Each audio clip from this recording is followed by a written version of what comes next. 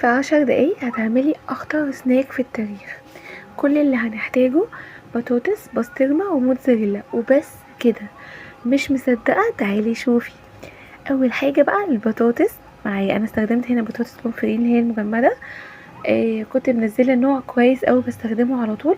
كمان هنا ممكن نستبدلها، لو مش عايزه البطاطس دي تستبدليها ببطاطس طبيعيه خالص، تغسليها. بس السر هنا في معلقه نشا صغيره في الميه بتاعه البطاطس، وبعد كده بتسيبيها نص ساعه، وبعد كده بتصفيها وتحمريها، هتاخدي نفس القرمشه بتاعتها بالظبط.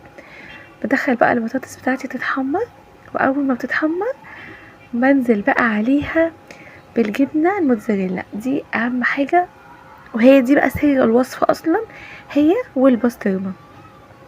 بعدين بدخلها في الاير فراير تاني، يا دوبك الجبنه تسيح، وبعد كده اول ما تطلع بنزل بالبسطرمه بتاعتي بقى عليها علشان تاخد تحميره بسيطه وما تبقاش نيه. بعدها بقى بدخلها تاني في الاير فراير. الله، بقى بتنزل على البطاطس وهي سخنه مولعه علشان تاخد من طعمها، ريحتها خطيره. جبنه السايحه مع البسطرمه حاجه كده وهم.